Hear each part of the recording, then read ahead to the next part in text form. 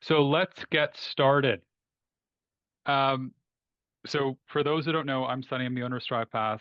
And with us today, we have Pete Smith from UC Berkeley's admissions team. And today's objective is to do a bit of a deeper dive via a number of questions that we've compiled as it relates to the admissions process, what matters in admissions, and all of that. So with that, welcome, Pete. Great. Thank you so much, Sunny. I appreciate the opportunity to be here. Thanks for extending this opportunity to me. Awesome. We're delighted to have you.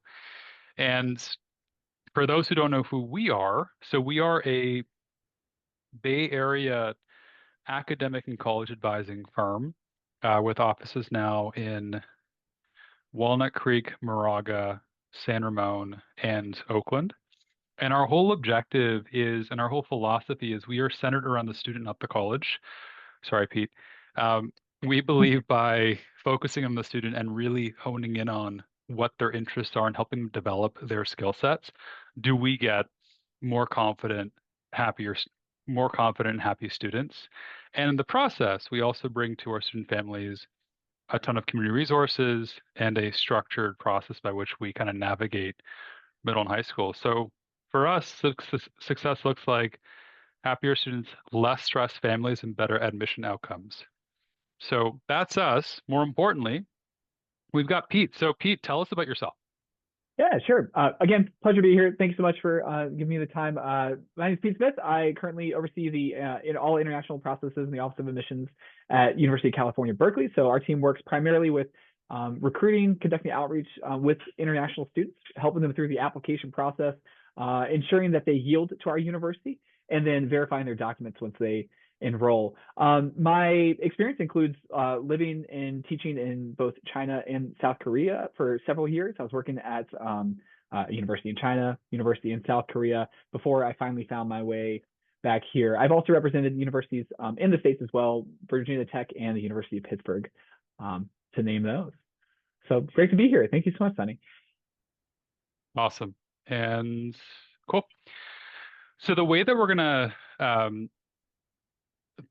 conduct this session is we've actually broken the session out into a few different sections.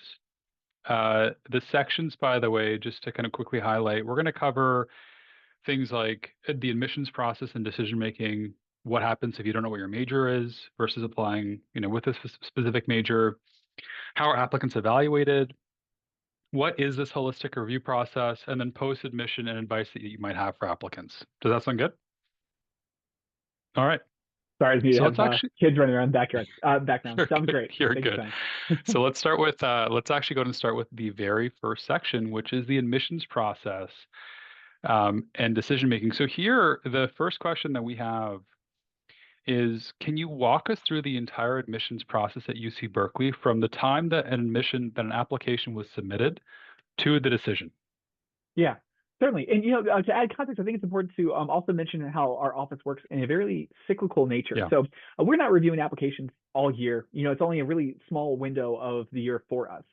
There's other things we're involved in throughout the year. We are heavily There's a four-part process to the admissions cycle. There's outreach, then there's application evaluation, then there's yield, which is when we encourage all the admitted students to come to Berkeley to choose us over all the other schools that they've been admitted to. And then finally, the last season is finalization, which is when we are verifying the authenticity of documents and making sure students graduate high school on time and so on and so forth. So leading up to the application season, we are all out on the road conducting outreach in our assigned regions. Our team is out around the world. The domestic team is all across the USA to the various regions that we represent. And we are connecting with prospective students. We're helping them on their applications, advising them, just like we're having this conversation here, on how to be competitive for admissions to UC Berkeley. The application opens on August 1st of every year, and all students can begin completing it at that time. And they have until November 30th to actually submit their application. So they have quite a long window to begin working on it, play around, click around, and actually submit it. This year, the deadline is extended till December 2nd, just because the November 30th deadline falls on the the Thanksgiving holiday weekend. So we pushed it back a little bit. Beyond that, we released all of our admissions decisions in first week of April for our first year students, and then at the end of April for our transfer students. And we expect all students to accept their offers of admission by May 1st for our first year students. So that's the funnel in brief. Yeah. Now, as far as the application goes, our team, we're a team of about 60 individuals in our admissions office. And every year we receive about 120,000 applications. We are one of the most applied to universities in the world, only behind our sister school down in LA, and I believe NYU top, but quite a substantial amount of applications. Because of that, only 60 individuals is not enough to review all of those. So each year we bring in a cohort of external readers. These are accomplished university counselors, typically at high schools across the nation, to assist us in reviewing these applications. That's what we're working on right now, actually, what I was doing right before this call.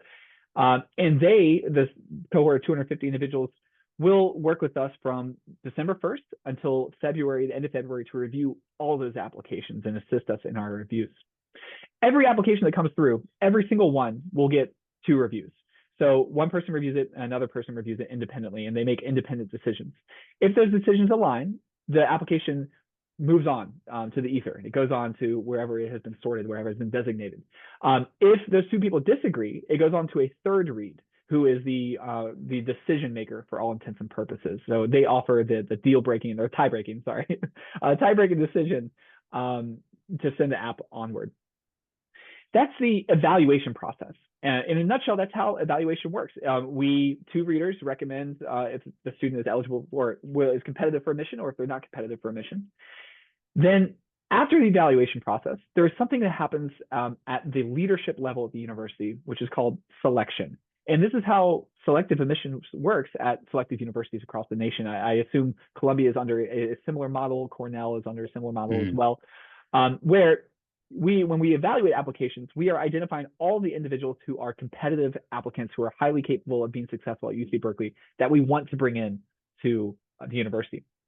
Then the university, that goes to a pool of those applicants. And then the university leadership chooses from that pool the class that they want to make for that year to align with university priorities, state priorities, if you're a public institution like ourselves.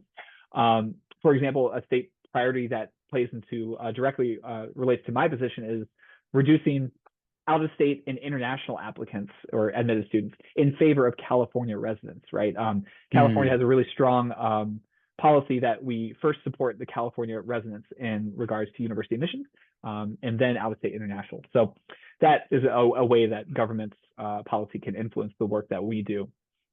And that, I think, is that part of the 2030 like expansion plan that's in place from like I don't know if it's Avenue? included. I don't know if Okay. it's included in 2030 expansion plan. It's got to be in Sure. there somewhere. It actually is the result of something called the Budget Act of 2021, and that was passed. It's a 5-year plan that is set to sunset in 2026, where by 2026 all the UC campuses have to reduce their out-of-state and international populations to 18%. Berkeley, UC San Diego, and UCLA were all in excess of that. We were at, I think, 26%. And so we are currently, every year, we're rolling back that number. Last year, we were down 30% in international admits, and this year we're going to be down more as well. Address that. But yeah, it's just an example of how sometimes government policies, university policies can play impact on the work that we do in admissions. Super helpful. Okay, got it. Thank you, Pete. And then question for you is, how does it work at the high school level? I mean, is there a reviewer is there someone from admissions who's reviewing applications from a variety of high schools at the same time, or are they focused on like high school by high school? That's a wonderful question, Sunny. So in the state of California, we have domestic readers that are assigned to different counties across the state, and there's we call them regions. So we'll say region 1 is all of the Bay Area, just for example. I don't know if it actually plays out that way, but that person in charge of that region will review all the high schools within that region, all the applications from that. And so what we encourage readers to do is review all of the applicants from that high school at one time, and then move on to the next high school and review all the applicants from that other high school next.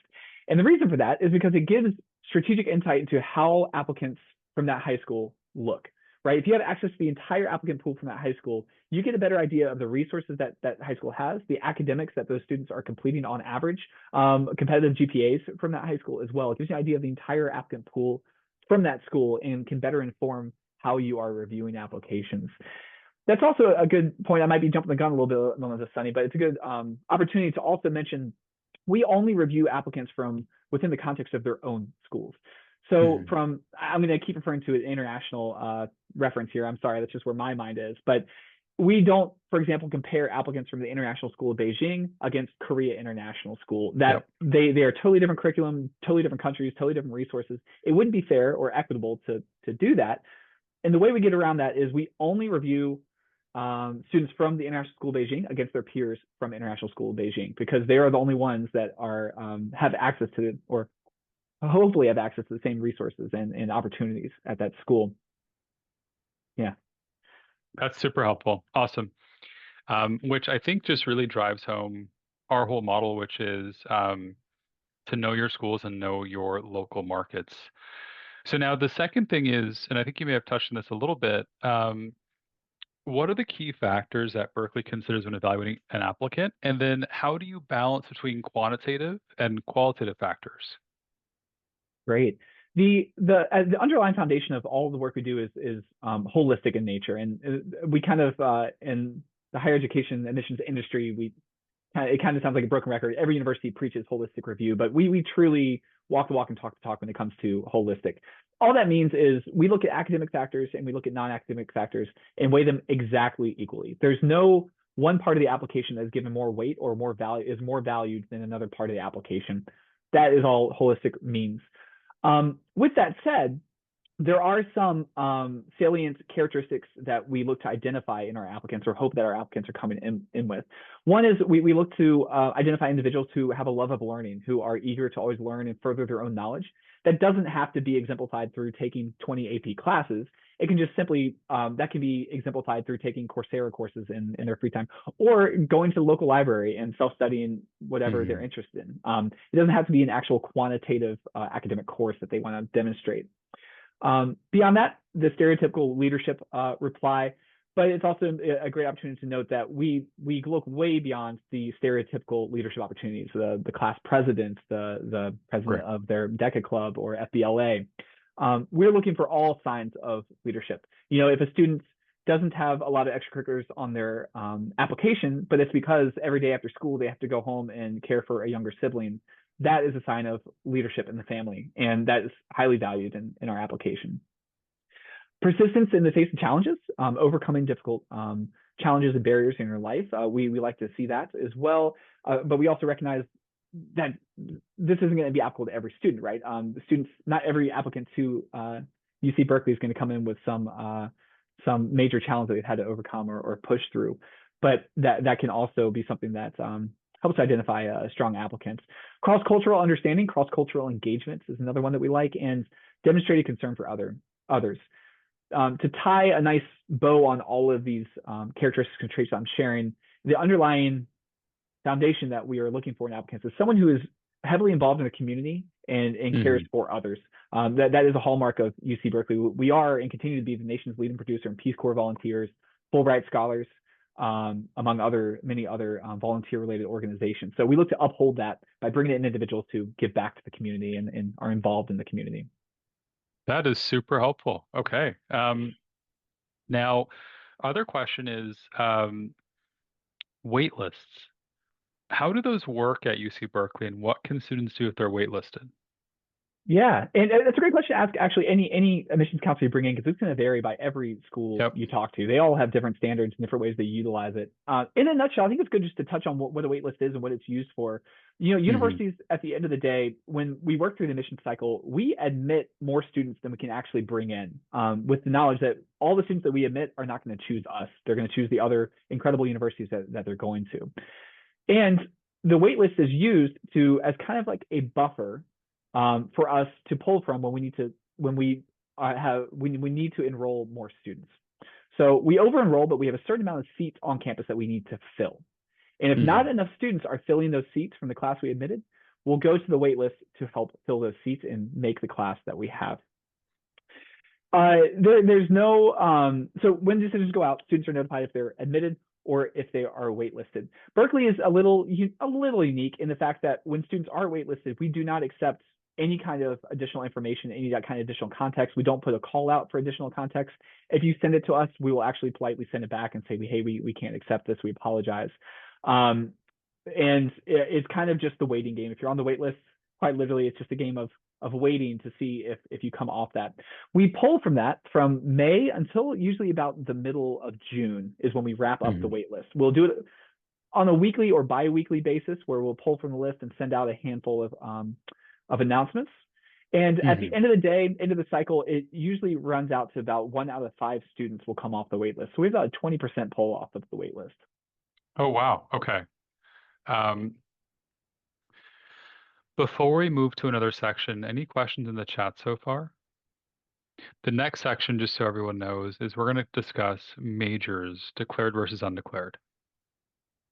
Give it a couple of seconds. So why don't we just go to the next section, and then if we've got a question, I'll be sure to ask that. So the next section is majors versus undeclared, and we get this question quite a bit, especially if we've got a student who, for example, if they might have an interest in computer science, right? But they are maybe hesitant to declare themselves to be a computer scientist, like what happens if their career aspirations change, right? Mm-hmm, mm-hmm. So a question here is, should students apply directly to a major or apply undeclared? And how does each option affect their chances of admissions? Yeah, there's many factors at play here that can kind of influence this. And at the end of the day, it is possible to come into UC Berkeley as an undeclared major, and that will not affect your chances at all of being admitted or your competitiveness on the application. What is at play, though, is the college that you apply to. So we have 7 schools and colleges, the most competitive of which are going to be our STEM-related colleges. That's going to be engineering, chemistry, business, if you want to include that Yep. in STEM. Those are all going to be highly selective, single-digit admit rates. And when students apply to the university, they're admitted to the college. And that Hmm. is the consideration they want to be keeping in mind. If they apply to the College of Letters and Science, which is our general catch-all college that includes all liberal arts related majors, psychology, the physical sciences, Yep. social sciences, so on, they can apply undecided, or they could pick a major. If they pick a major, it doesn't impact how the application is evaluated in any way whatsoever. It just gives us more context on what the student is interested in. That's all it is. If they're applying to the College of Engineering, College of Chemistry, well, actually, I'll go one by one. So College of Engineering, you actually have the decision to apply undecided to the College of Engineering. But again, that does not affect your chances of admission. If you were to put electrical engineering and computer science, or if you were to put undecided and choose and want to go into electrical engineering and computer science, your chances later on will not be affected. You can simply choose that later on. And As an just to confirm there, just to confirm that before we move to another college, um, so you would apply to the College of Engineering even if you are an EECS applicant, or even if you're interested in EECS, is that right? yes. So EECS falls under the Got College it. of Engineering. Yeah. Yep. So you would apply as a College of Engineering applicant, and you'll Got it. choose your major under the College of Engineering. That's right. Um, oh, the way undecided works, and so if you are admitted, you're admitted to the college. Okay. So you'll say Yep. your acceptance letter will say, "Hey, congratulations, you admitted to the College of Letters and Science." You have 2 years from that date to declare your major within that college. The last thing to mention about undecided majors, though, is you want to apply to the college that you have an inkling that you want to be in. Because once you're on campus at UC Berkeley, it's especially difficult to transfer or declare a major between colleges. You could not, for example, go into the College of Letters and Sciences and then hope to declare in the College of Engineering. It's not oftentimes that it's not possible to do that. So you want to go into the college that you intend to major in eventually. Hmm. Super helpful. And then just to go back actually to the admissions process and decision making. So got a great question from one of the attendees. Um, so the question is, so my student goes to an independent high school that is no longer offering APs. We hear that AP scores are important to UCs. Is this true? And should he take AP tests on his own? He's doing a few, but it hasn't been a priority. That's great. So Myron, I appreciate the question. And to be frank, I think if he's doing a few, that right there is all that your son needs to be doing.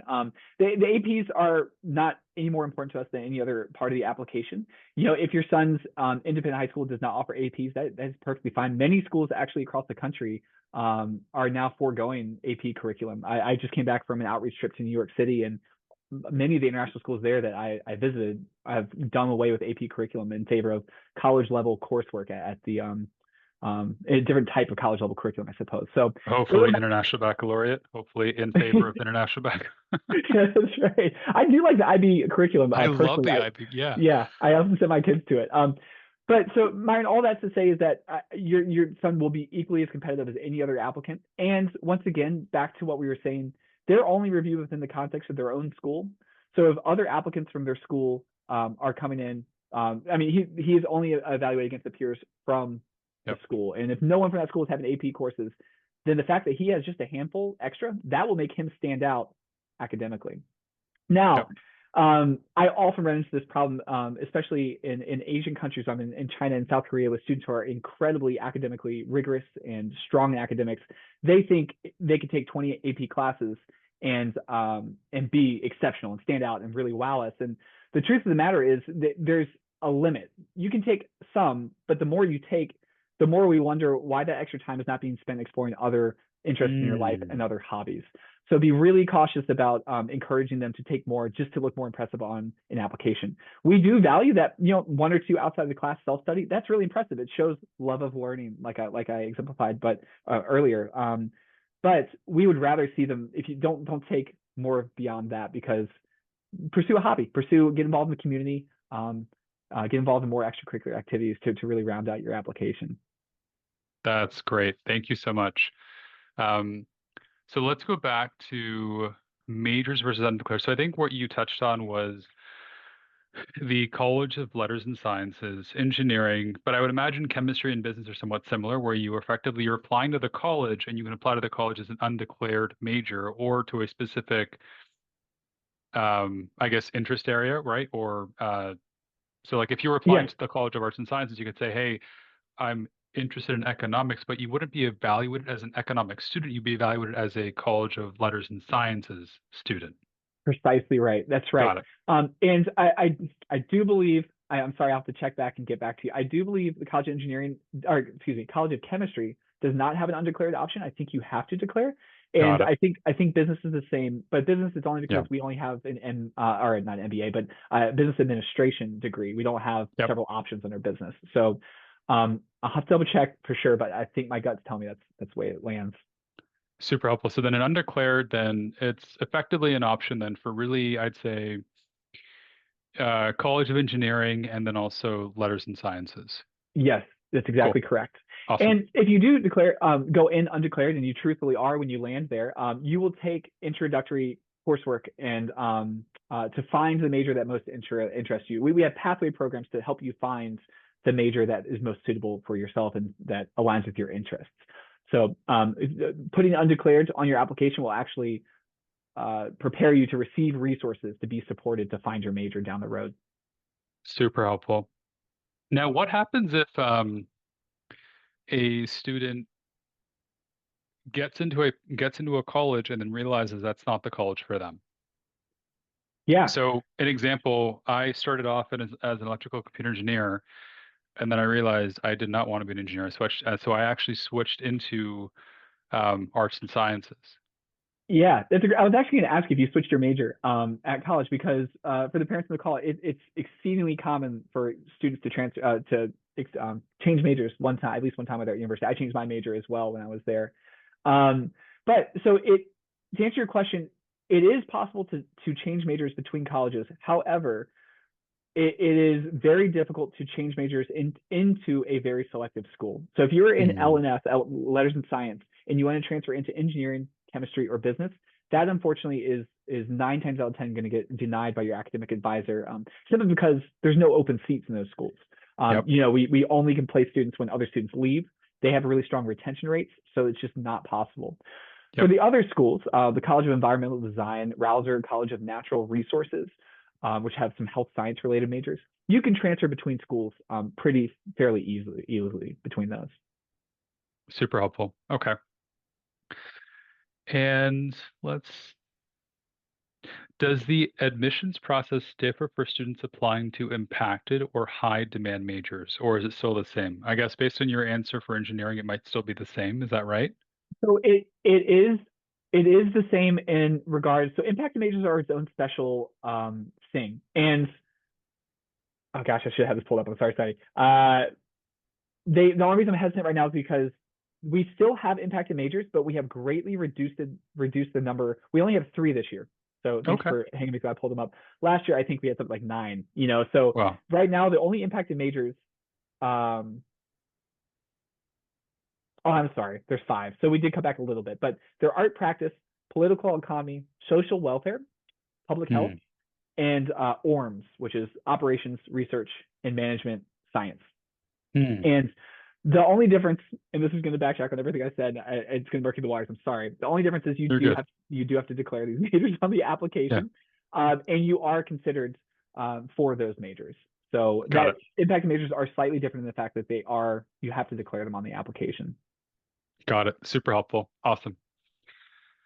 Let me just do a quick call for any questions on applying to specific majors as we move to the next section, which is applicant evaluation. So this is the academic factors. So um, how important? So I guess when you think about rigor and GPA, is there, how do you decide between the two with respect to like where do you assign importance, or do you assign equal importance to both of them? I think it'll depend on the student's unique situation. If a Yeah. student comes from a context that has limited their ability to pursue academic rigor, let's say they are at a school that offers AP coursework, but they were tracked in a certain way from a young age and were prevented or had a barrier from taking AP coursework, that would be reason for us to lean more heavily, perhaps, on other academic considerations like their GPA. Hmm. The in the pocket responses, I would say is they are seen equally. Academic rigor and GPA are handled. They're all one and the same within the academic assessment of a student. Every applicant is reviewed within the context of their own school. So if the school doesn't offer substantial amount of APs, the student will not be disadvantaged by that. Many of our, not most, but many of our international schools don't offer any kind of advanced curriculum like that, and they're evaluated just like any other applicant. Hmm. Um, Last thing, so minimum GPA requirements. We do broadcast minimum GPA requirements. For international students, the 3.4. For domestic, I think you might even know, I think it's 3.0. Hmm. Now, that's a guidepost to give students realistic expectations of how the process will go. That's not a firm eligibility requirement, though. So if a student Hmm. falls below that, they are certainly still welcome to apply. And we genuinely do review every single application that comes through our door. We don't have a automatic cutoff where we just throw away all the applications that are below a certain threshold. Every Got it. application is given a thorough review because we will encounter applicants that have extenuating circumstances. Students experienced extreme trauma, for example, during their 10th grade year that completely wrecked their GPA. That would be an example of an extenuating circumstance that we would take into consideration and still give the student a full evaluation. Got it. Um, let's go to the next section. So there's no GPA threshold. Um, and then I think you actually also answered this question, which is how does Berkeley evaluate applicants from schools that do not offer many AP and IB courses? The answer really there is you're evaluated against the context of what your school is providing you, right? Or what's being Exactly. made available to you by your school. Okay. And it's important Yeah. to know that many students around the world, or even in the USA, don't have a choice in the courses they take. It's just mandated. It's like this: Yep. you're in 10th grade, you take these 10 courses, and that's perfectly fine. In that case, that's great. I'm glad we came back to this. I was still fumbling with the answer there. In that case, we would look at the GPA, right, to see how they are faring in comparison to their peers. Yep. And then just tied to this too, there's also like dual enrollment, right? Yep. We've got a lot of students who are taking classes at community college. Um, oftentimes it's just because they're genuinely interested in a particular subject.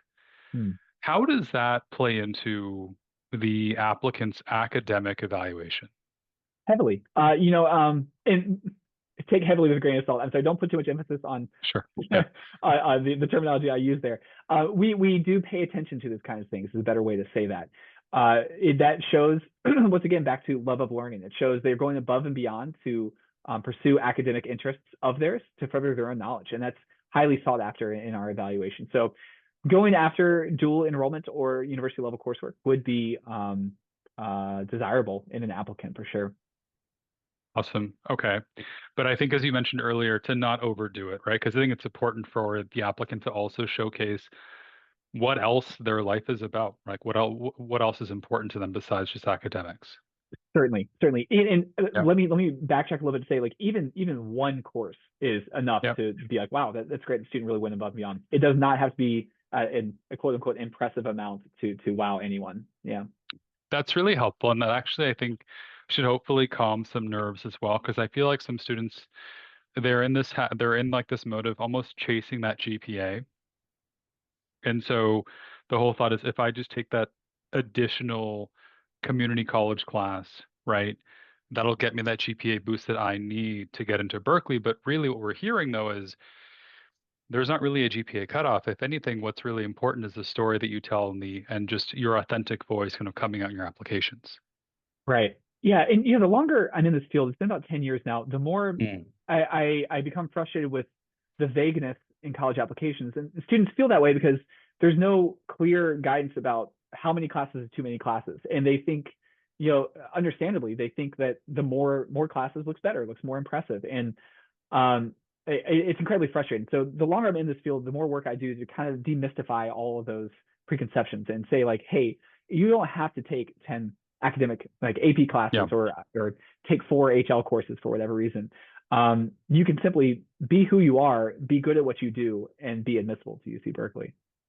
Yeah. And then Mm. um, there's this whole notion of like a capped weighted GPA too. And then there's uncapped weighted GPA. And then there's the 10 to 12 GPA. And then there's the 9 to 11 GPA. Like what's in like which GPA is important?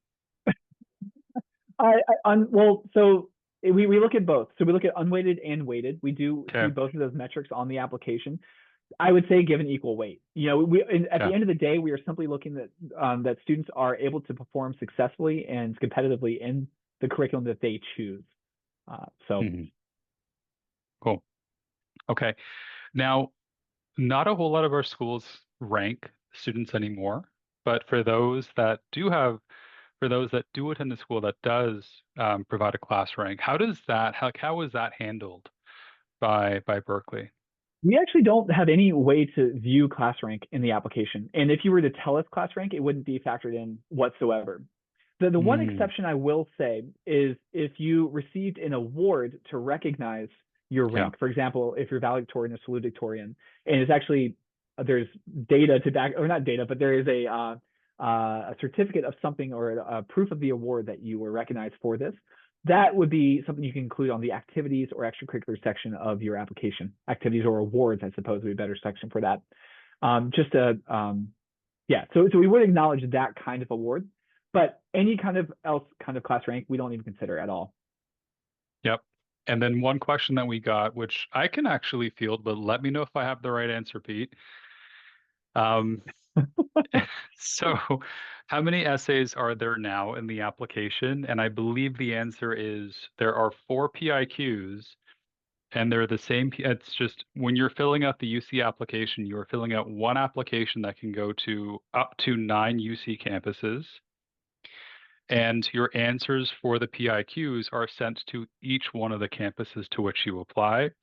There is a fifth potential essay, which is the additional information section, but use that if you need to. How did I do? 98% correct. You're almost there. And so you have 8 essays to choose from. You can choose Yeah. 4. You're exactly right. PIQs. The one thing is we actually advise students to not use the additional comments as an additional essay section. We only look at the additional comments for literal additional information or context of the application that we're not aware of. So we're pretty intentional in telling students not to use that as an additional PIQ section. But Yes. yeah, you're right Awesome. there, Sonny. I'm impressed. Okay. Great guidance. Okay, so now let's take a look at standardized test score. So I know obviously Berkeley and the UC system is test blind, right? Um, I just wanted to confirm that with you. And then also, if a student if they have taken the SAT or the ACT, could it potentially assist with, placing out of specific like classes when they matriculate? Yeah, it's funny. It's misleading because on we are test free. We don't consider it for anything. The students can still put in their SAT or ACT scores, and kind of like why, why are you test free and still asking for this, and cause a lot of unease. Do I need to include this? Will I be Mm. less competitive if I don't?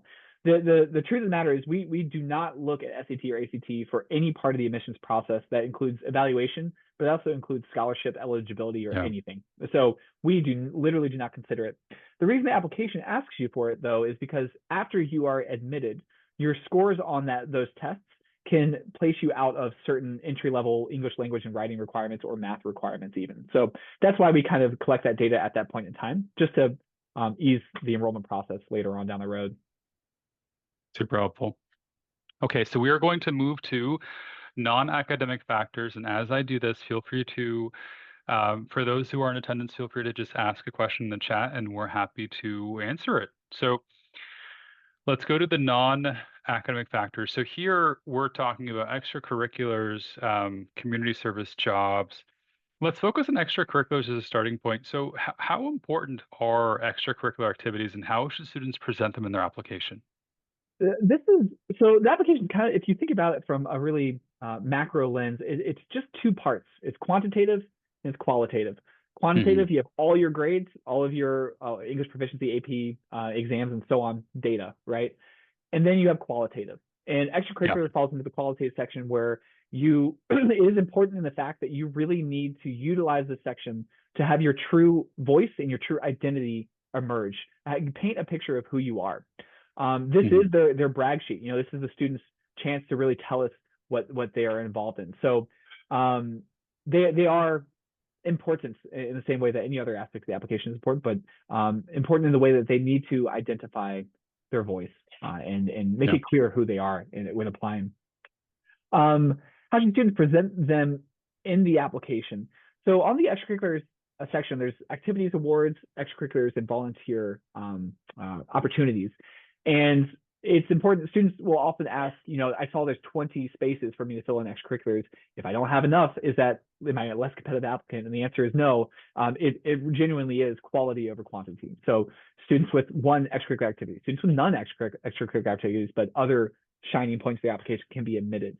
Don't get hung up on how many you have. Focus on the quality and the impact that extracurricular activity had. Super helpful. And then community service. Yeah.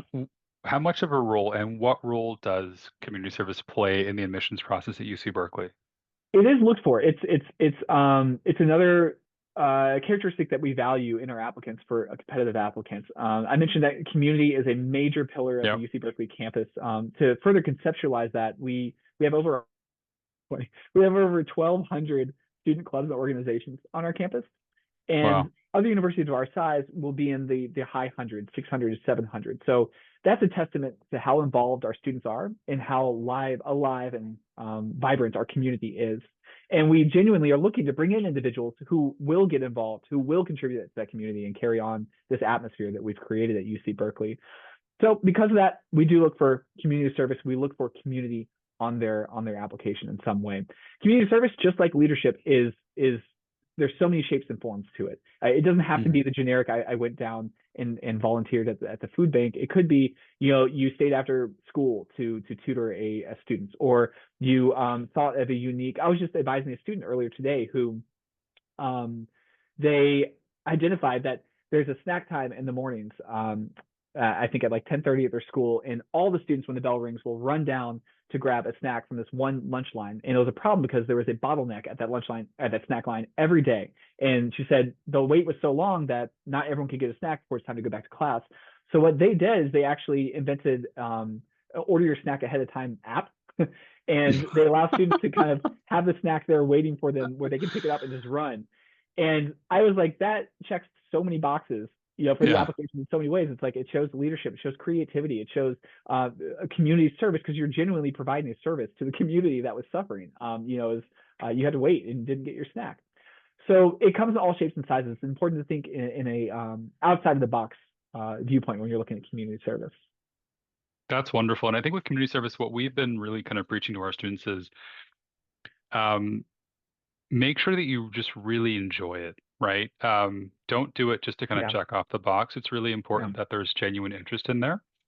And I think, as you had mentioned earlier, um, you are not defined by the opportunities provided to you at your school or your community. You can also create your own opportunity, right? So it's important for us to align on what's of interest to you and then use that as our North Star to kind of find a way through which you could better your community. Sonny, I really liked how you said that, and in fact, I'm going to start stealing that. I liked how you said that you need to find what you're passionate about to get involved in. Don't do it just to check the box, because that as anyone in this call can imagine, that genuinely comes through in the application. You can tell who is Yeah. actually present and involved and wants to be there versus who had to do it because it was an obligation that was assigned to them. So Mhm. that's important. Find out what your hobbies are. If you're interested in music, maybe jump out of the library and run a drum circle. That'd be pretty cool. So yeah, I'm That's glad you awesome. mentioned that. I'm glad you mentioned that, Tony. And now, if we take a look at the PIQ, so the personal insight questions in the admissions process. So these are like part of the non-academic factors. What makes for a strong essay? The views are so. This is going to be. I always say the most important part is the application. We're always told don't say any part's more important than the other. I genuinely think this is the most important though because it offers the most context to of any part of the application. It tells us exactly who Mhm. the student is. This is where we hear their voice, we hear their identity, we hear their character. It's also where students can add context to any other aspect of their Yep. application. Perhaps their grade slips in 10th grade, and that is perfectly fine. Don't panic. Just talk about it. Elaborate on what was going on that year. Talk us how you grew. Talk us through how you grew from that. What was the impact? So the PIQs for that reason are the place where I garner the most, or I pull the most information from when I'm evaluating an application. I'm like, okay, this is where I get all that context I was looking for. They did that app for their school to get them snacks on time. Let's hear about what that was actually like and what was the actual impact of that. So PIQs that I identify them as exceedingly important. And I apologize, Tony. What was the actual question at the root of that? No, that was actually that was the first part of it, which was explain the importance of the PIQ. Great. The second is what makes for a strong essay. Yeah, and it's the best way to frame this is that the PIQs are not your traditional essay. Yep. It's not your personal statement, which many colleges still have. It's not the hamburger style essay that students are familiar with. It is just an interview. That's all it is at the end of the day. Imagine the best way you can advise your students when you're sitting down with them or your sons and your daughters, sit across the table for them and read them the question and have them Mhm. talk it back to you and maybe record it and say, hey, type that out, and then let's finesse it. That is what we want to hear. It's that kind of informality, even if you want to adjust it like that from students. We're not looking for perfect grammar. We're not looking for perfect structure. Yep. You're not evaluating those aspects at all. It is fully context, and it's just a way for us to get to know you. So be authentic. The best advice I always give students is avoid cliches. Avoid falling into the Mhm. traps of trying to sound like you have a good essay, because at the end of the day, 120,000 applications are coming through us, right? And the way to stand out is to develop your own voice and be unique. You don't want to fall into the traditional traps of how to start your essay. And Mark Twain once said, and be more unique, be more yourself, be more authentic is the best advice I Yep. can give. Yep. And then actually just to I'd say follow up on that. So there's so much reflection, right, that happens during the time when you are effectively composing these essays, right? Or there's a lot of reflection that has to happen beforehand. Um, and that isn't just, hey, what was it that I did? But there are questions that you can ask, like, how did this activity help me develop? What did I learn? What were some of the challenges that I encountered that I overcame? What I'm trying to get at actually is by doing this self-reflection, you're uncovering a lot about yourself as an applicant that an AI tool like ChatGPT otherwise cannot do for you, right? So we do get this question like, hey, what if I use ChatGPT or like an AI tool to respond to that essay?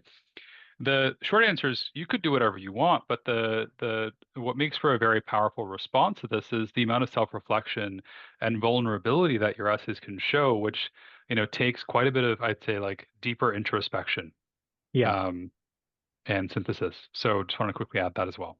Yeah, well said. And might as well talk about address AI while we're on it, and Yeah, go how for it. that falls for us. And it's an incredibly powerful tool. It's something that we're actually talking about before the start of this meeting, and how we can utilize it in our own lives. And we recognize everyone is using it, and it's good. I truthfully believe it's good for society. We know students will be using it. We expect it. However, students are expected to use it only as a tool and not as the essay, right? If they, you're not to be using this as to create your essay for you. It's more of use this to brainstorm, use this to get some salient themes together, and then create your own essay. There are quality checks in place throughout the application process. One, to identify fraud, of course, but also to identify Mhm. excessive AI use in the application. So just something to be aware of. Oh, that's very helpful for us to know. Okay. Yeah. Um, we're going to move on to the next section, which is the holistic review process. And as we do that, feel free to ask us, those who are in attendance, feel free to ask any sort of questions in the chat and we will address those. So section 5, the holistic review process. So, and you touched on this earlier, Pete, but maybe touch on it again. So like when you say holistic, what does holistic review mean and how is that applied to applicants? Yeah, holistic is genuinely we don't, no factor is more important than any other factor. And we are never starting, it's not like we start an application and every applicant starts at 100 and we're docking points as we go through the application. Oh, the student doesn't have that. Okay, they're down to a 98. Oh, they're down to a Hmm. 97. We are always starting at the ground and building up value for every applicant. And just because they're not exceptional on one place of their application does not automatically disqualify them for competitiveness or not make them competitive for admission. If academics were a struggle for students, but they excelled in many other aspects of their life, whether it be sports or whether it be arts or business, what have you, that is enough to be competitive for admission. And that's at the end of the day what holistic review means. We're looking at the whole students, not just one aspect of who they are. And now some of them may have encountered, some severe personal challenges or hardships, like be it financial, personal health issues. How is that factored into the admissions decision? Yeah, we are incredibly empathetic to situations that arise for students. We in with the volume of applications that we receive, we receive some incredible stories in every sense of the word, and we are mindful of the different walks of life that students are coming from, and whether Hmm. that be personal trauma or whether that be various socioeconomic backgrounds or first generation students or what have you, those are factors that we take into consideration and recognize can be limiting or even encouraging in some regards to how many resources they had access to or how many academic rigorous courses they're able to take, so on and so forth. At at the end of the day, though, it's really important for students to convey those challenges, those hardships, those things, those traumas that they've gone through on their application. Have Hmm. no context or no way of knowing that. If there really was a traumatic event that happened in 10th grade, perhaps the loss of a family member, and their grades took a slight dip, encourage your son, your daughter to include that because that will impact how we are evaluating the application. It adds context to us. We're not going to say, oh, they should have maintained their grades through that. No, that no reasonable Yep. person would assume that. So be as transparent, be as open as you feel comfortable being, and share as much as you feel comfortable sharing. It will not be used to disadvantage you. You're never docked Hmm. points, so to say. It's always adding value. If it's not helpful in our evaluation, we just don't consider it. Yep. Awesome.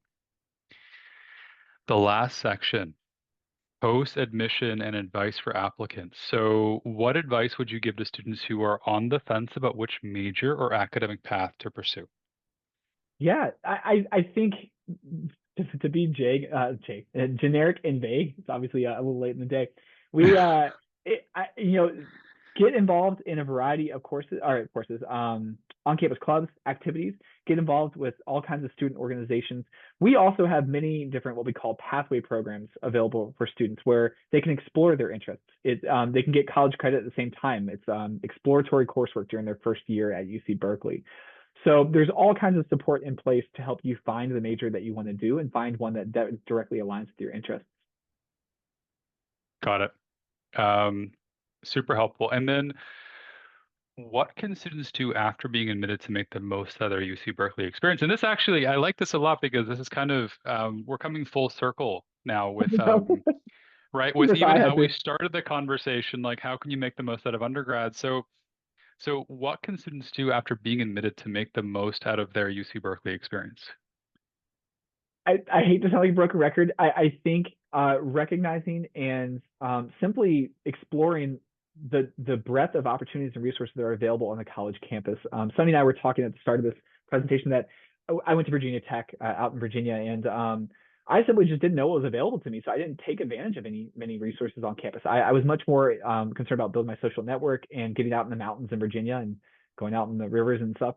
I wish had I known that there was such a vibrant international community on campus, or if there were on-campus work opportunities, or even student clubs and organizations that align with my passions. I just was oblivious to it because I didn't take the initiative to seek those Mm, out.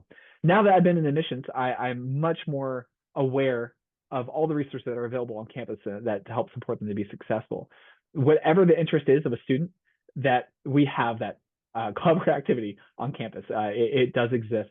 There's also clubs and activities and student organizations related to supporting the success of the student. So academic mm. success, tutoring, and the like. So familiarize yourself with what resources are available on any college campus and challenge yourself to jump into a few.